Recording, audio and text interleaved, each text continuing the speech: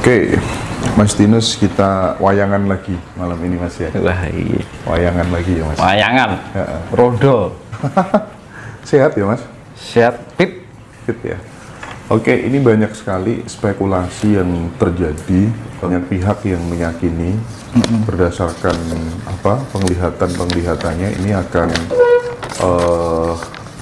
dilanjutkan dengan goro-goro atau meletusnya beberapa gunung ya.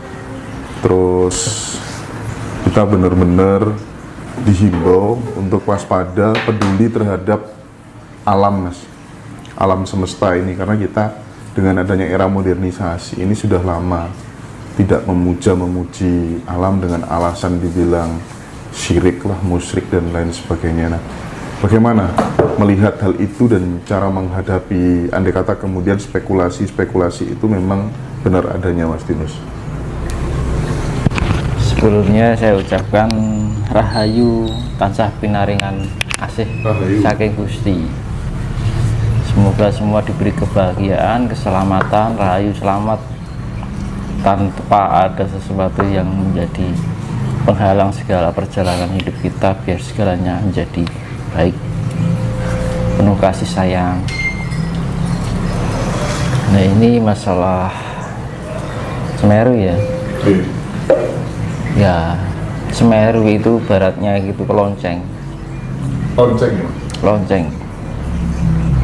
Seruan. Semeru. Seruan. Seruan dari Eyang Semar. Jadi baratnya itu kalau di dalam jagat raya itu Semeru itu adalah sebuah lonceng. Gitu. Maha Meru. Maha itu adalah sebagian sifatnya adalah paling.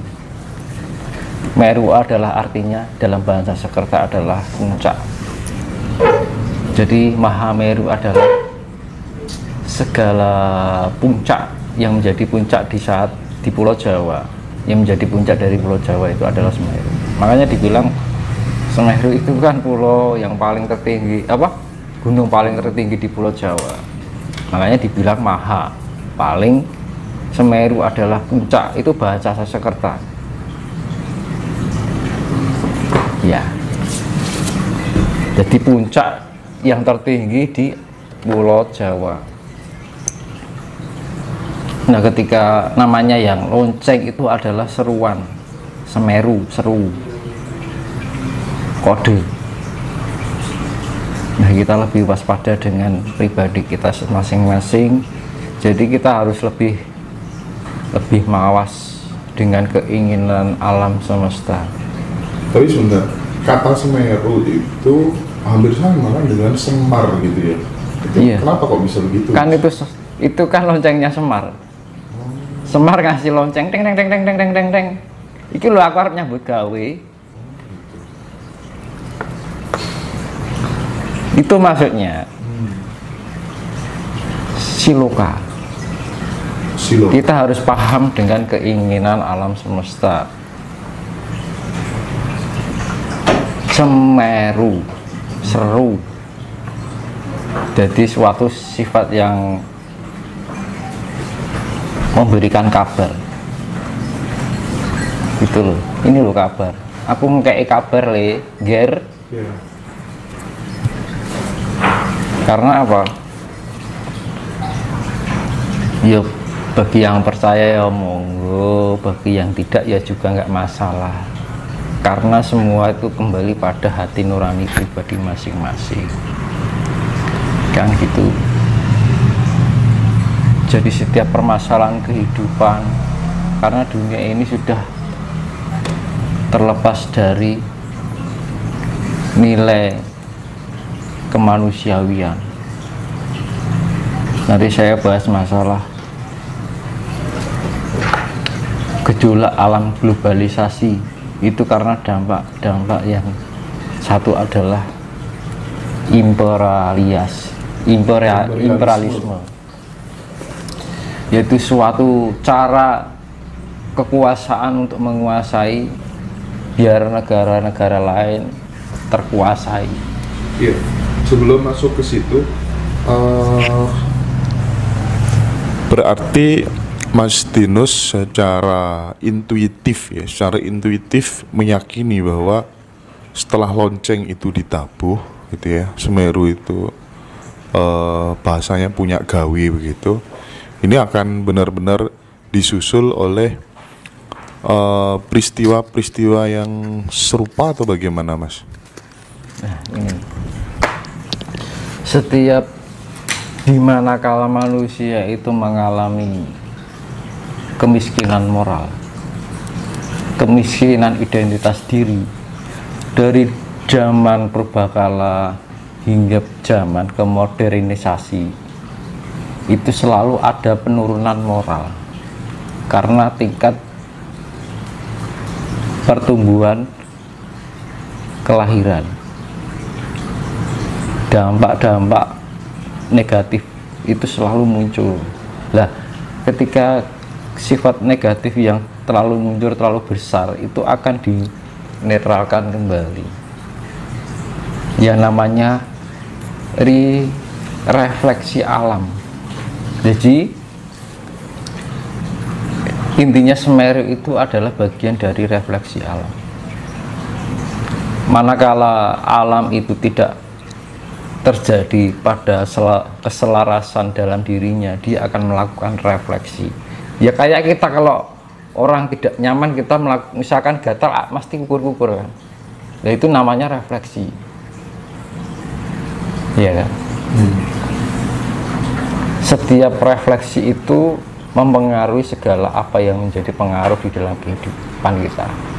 Misalkan kita bagian dari tubuh alam ini, kalau kita garuk-garuk, yang kita garuk kan mesti kena kan, iya kan?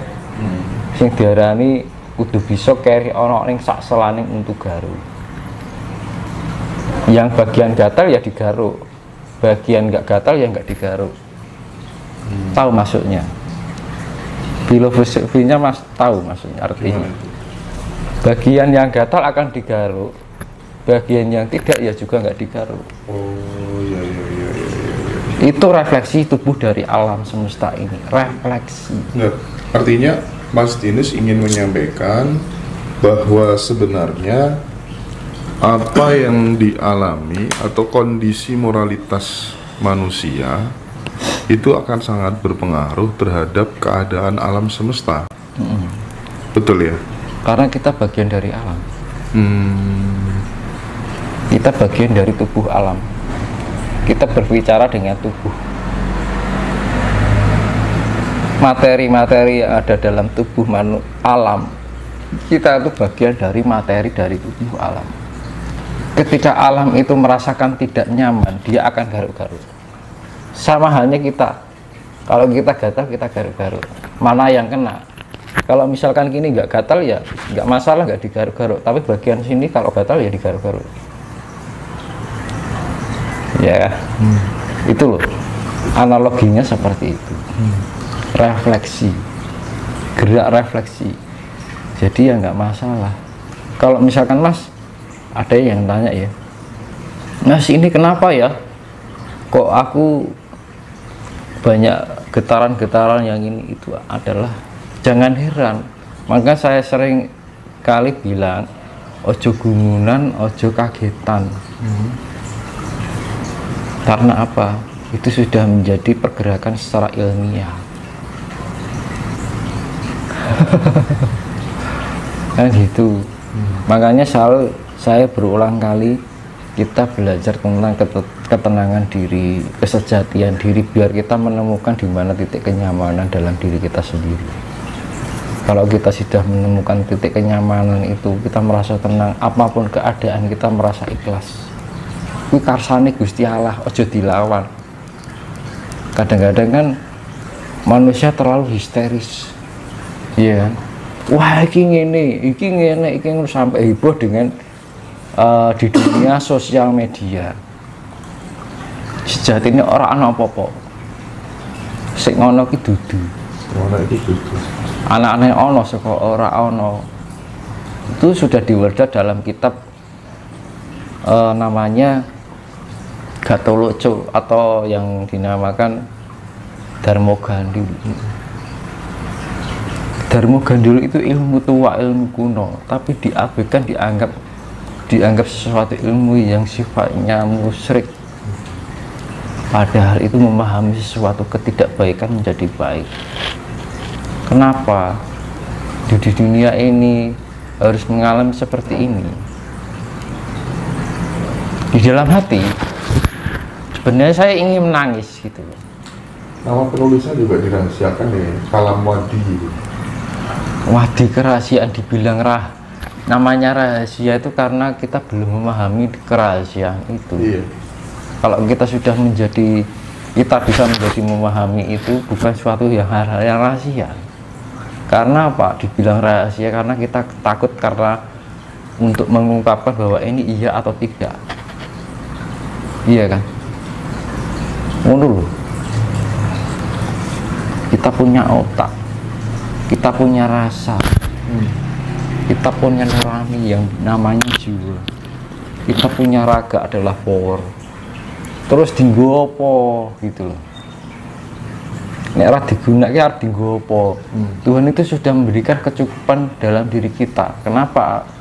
Tapi manusia lebih asik dengan sebuah yang namanya kenikmatan.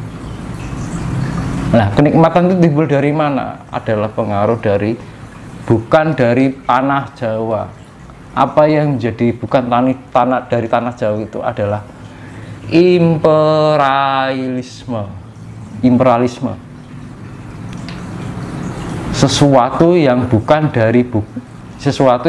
dari Nusantara. Imperialisme. Bagaimana cara menguasai dari segala ras dari berbagai negara biar negara itu menjadi adidaya negara, adidaya dunia, biar bisa menguasai. Apa kemudian banyak mereka yang meyakini ini akan disusul dengan rentetan-rentetan bencana yang lainnya. Apakah memang faktor ketidakpedulian manusia terhadap alam ini sudah sedemikian parah atau bagaimana kira-kira?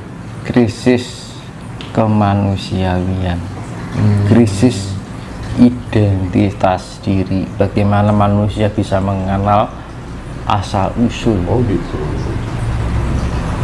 Iya kan? Sekarang dunia kita Jawa, tidak diarani wong Jawa lali Jawani. Wong Jawi dadi Jawan. Jawi itu bisa mengenal Jawa yang sebenarnya atau sejati. Iya. Nek Jawan itu mung elon-elon. Mergone apa? Ora kadunungan sejati. Nah, istilah pengertian wayang sebenarnya itu leluhur kita lebih pintar, lebih cerdas.